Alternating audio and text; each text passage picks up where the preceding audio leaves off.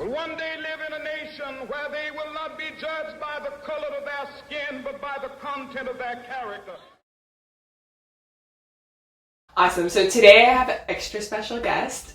This is actually my little sister, Kiana. Now that I've introduced you, introduce yourself and tell us what you do. I am 20 years old. I am in school currently for cosmetics.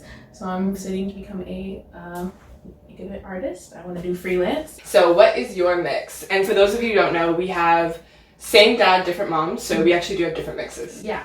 So I am German and I'm also Jamaican. Amazing. Yeah.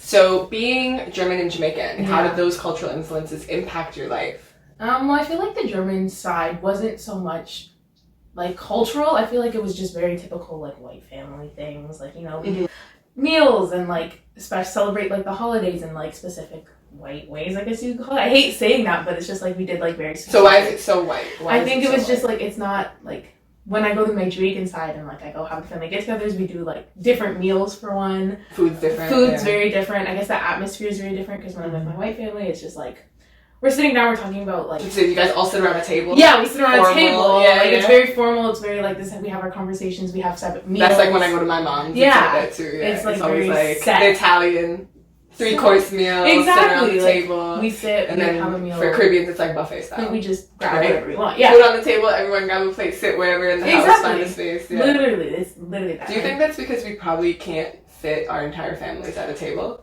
I think that's what it is. Like my white family, we just like we have enough seats. We put in the leaf on the table and we're fine. Like we can all sit. We have different tables if need be, but like we're sitting together and we're having those conversations. Like we're sitting down. Usually over tea. Usually over like coffee. Like we'll have dessert. Like those are when the like serious conversations happen, but they do happen over dinner. But I feel like during like my Caribbean family, like it's like we have conversations about the whole night. We just like we start there and then we end up somewhere else. It's just an ongoing, all night long story of drinks, food, socialization. You just keep going and going. Right? With my white family, it's just like it's very sophisticated. I'm gonna use that tea word. Time, tea time, like talk time. Yeah, everyone, like, and it's usually shorter. Don't yeah, you find? it's very short. It's like we come, we go through the drill. It's like maybe some appetizers, some things where you're sitting around to start until food's ready. But then you sit down for the actual meal. Then after there's like a gift exchange, if there's gift, it's like everyone's dispersed within a couple hours. Yeah, so it's very short. I feel like with my mom's side, I could be like, oh yeah, I'll be home at this time. And then when I'm like, I'm going to my dad's, I don't know when I'll be home. I have to give that scheduled plan. Yeah. Something that often comes up when you're biracial, I feel, is the term identity. What's your identity? How do you identify? So if you were to define the word identity, what is that like? What does it mean to you?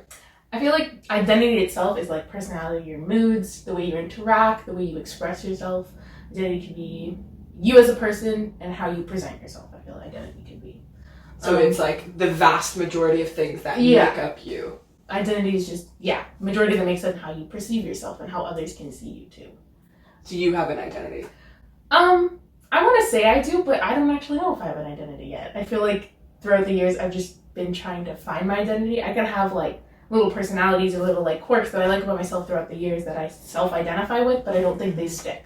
Yeah. I feel like it's just like a fad that I'm just going through. Yeah. I mean, you're still very young. Maybe you haven't necessarily decided like, this is what I'm about. This is who I am, this is who I can self-identify as. Yourself and stuff. So that's totally understandable. And that's a huge reason why I, even wanted to have people of different ages come on the show and talk about it, because like being of mixed race is its own struggle in itself, and it causes a lot of identity issues. Yeah. But then there's just like regular growing up, like I feel regular issues of coming into yourself and just, wanting to figure out who you are. So I think like I have I don't really say trouble identifying with my friends, but like when we're talking about it, it's like, oh yeah, like I had this struggle, and it's just like, well, I've had like, I feel like more than one struggle, because it's like identity and then like, what am I? Like, who am I? Like, what is my mix? Like, what can I self-identify as? Like, where do I position cultural myself? And then there's self. Not having a set identity and then having other people label you and identify you as something, has that affected you? I feel like in a way it's affected me because growing up, like I kind of lived in like a very suburban white neighborhood. There was maybe like, we had like a group of, black kids in my elementary school, and then like there was one other mixed kid, and then I went to school with my brother, so he was the other mixed kid, and then there's one mixed class and stuff like that. I feel like you never really knew how to self-identify, like you were just that kid. You didn't really. That mixed kid. You're just that mixed kid in the class. Like whether you self-identified as with your black side and you try to hang out with like the black kids, or you tried to be more whitewashed. And I feel like growing up I felt a little more whitewashed, but I still was identifying as like a mixed kid. Like I would, if people asked, I'd be like, yeah, I'm mixed, but I wouldn't be like, oh, I'm mixed, by the way. Like, you know, it wasn't like your opening statement. It wasn't like that wasn't my personality. It was just like, I'm me, but I'm also mixed. So being someone who identifies as both German and Jamaican, how do you often position yourself when you hear like white versus black racism? You know, your mom was German, your dad was Jamaican. Where do you go when these types of dialogues came up? Are you one to get involved with the dialogue and jump in and have an opinion, or did you always feel like it wasn't a space for you? Like you didn't know what to say because you felt like it was like forcing a decision almost. Yeah. How was that for you? I feel like I didn't have to personally go through it, but there was conversations, and typically when those conversations do arise, I literally take both sides. I give both opinions. I don't just settle for one. So you're more like a cheeky, little, like, devil's advocate. I'm a little devil's advocate, but not in the sense that it's like both negative or both positive. Like I'm giving both reasons as to why.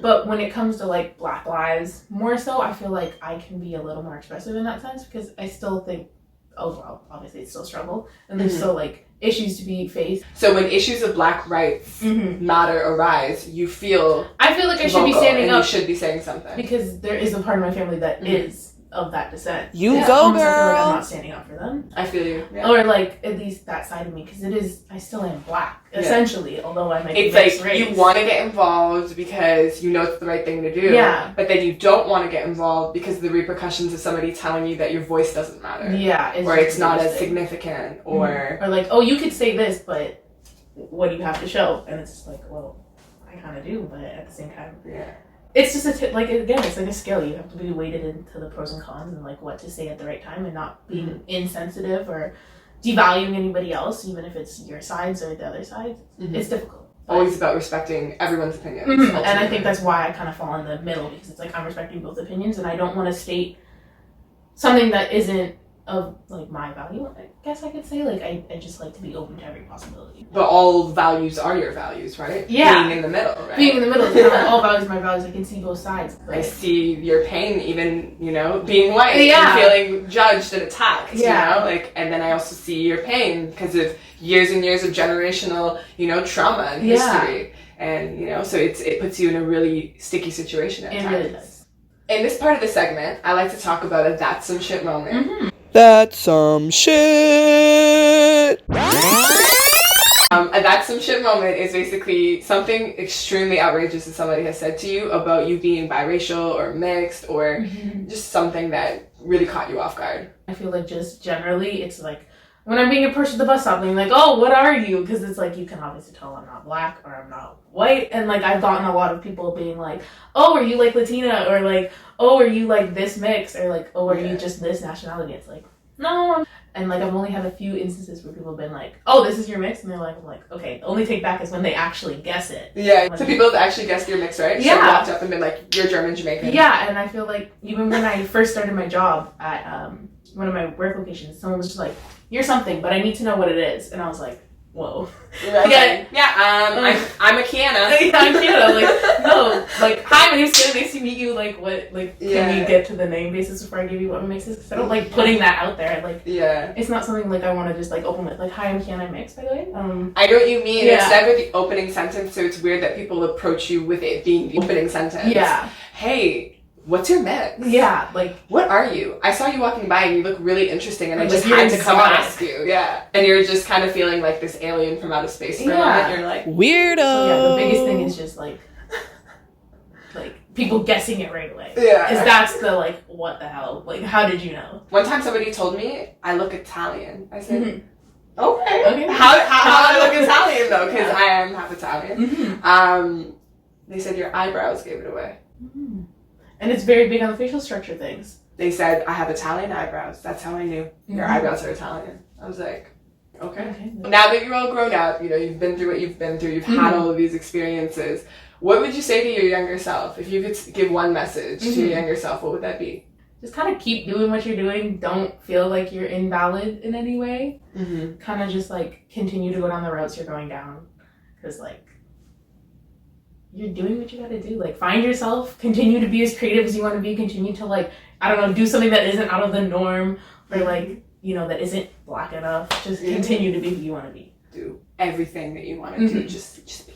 If you would define your mixed experience in one overarching word or 1-2 phrase, what would that be?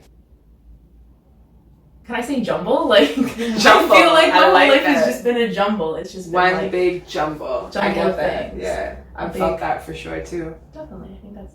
I guess just jumble because it's just been so much, and there's so many things that it's just like there's never just one side. You can just. It's always. Continue. It's just been one big kerfuffle of things. Yeah, I totally get that. Mm-hmm. Well, that's all we have for now. Don't forget to like, comment, and subscribe, and we'll be back next week with another episode. Take care. Bye.